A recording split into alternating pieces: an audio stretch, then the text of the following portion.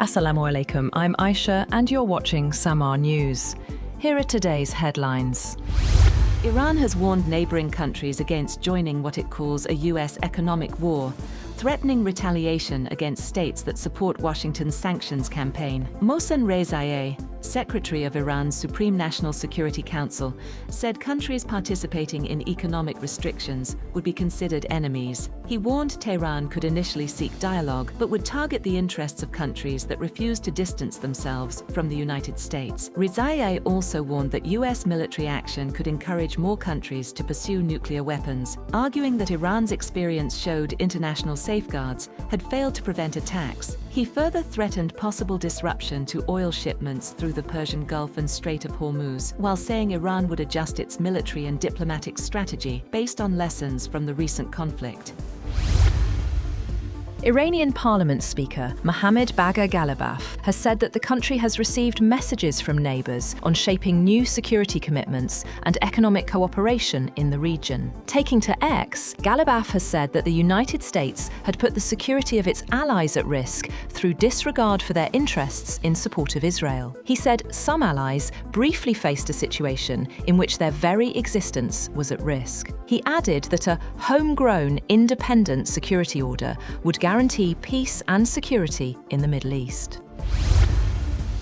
Iran-linked hackers reportedly shut down a British power plant for 4 days last month in what is believed to be the first successful cyber attack of its kind against a UK electricity facility. According to The Telegraph, the unidentified plant was forced offline while staff worked to restore operations. British authorities have not disclosed the facility's identity, citing security concerns. The relatively small plant's shutdown did not affect the wider UK electricity network, but the incident has raised concerns over the vulnerability of critical infrastructure to state-linked cyber attacks.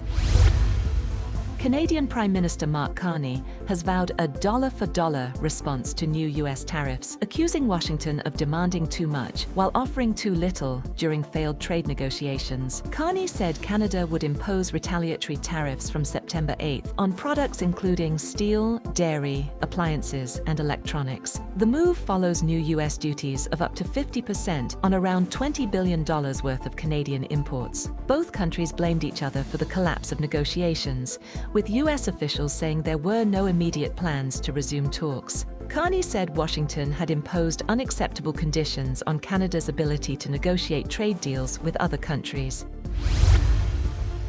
Norway plans to provide more than $9 billion in financial support to Ukraine in 2027. The Norwegian government says it will allocate 85 billion Norwegian kroner, maintaining the same level of support provided in 2026. The funding is part of Norway's continued assistance to Ukraine amid the ongoing war with Russia.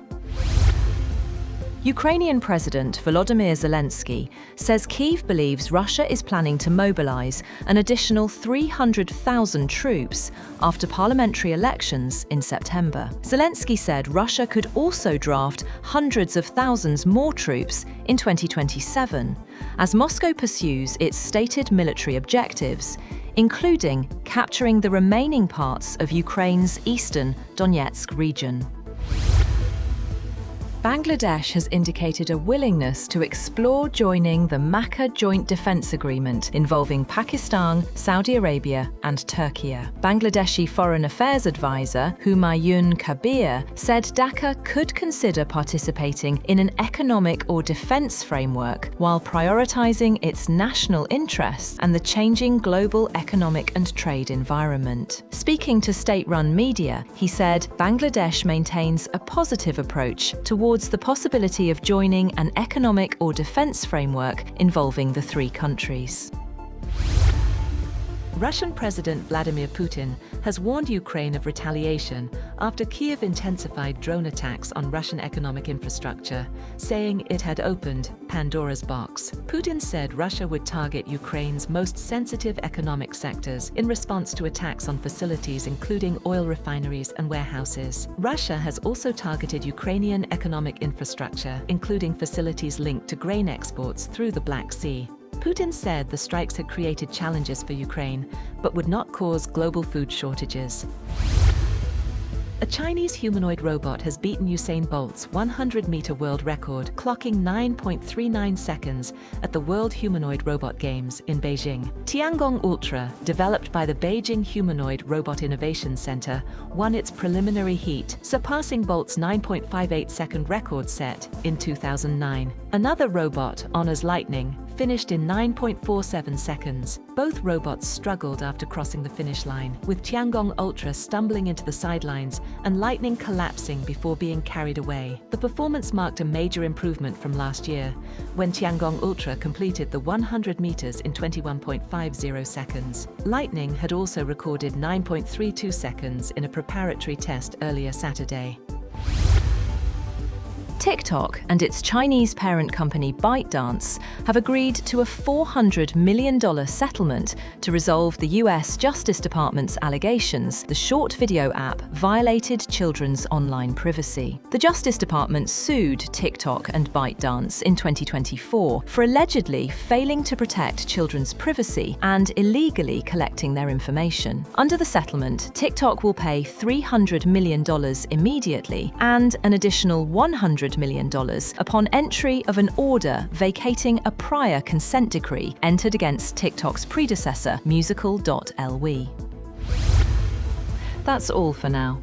For more updates, visit www.samaa.tv. Thank you for watching Samaa News.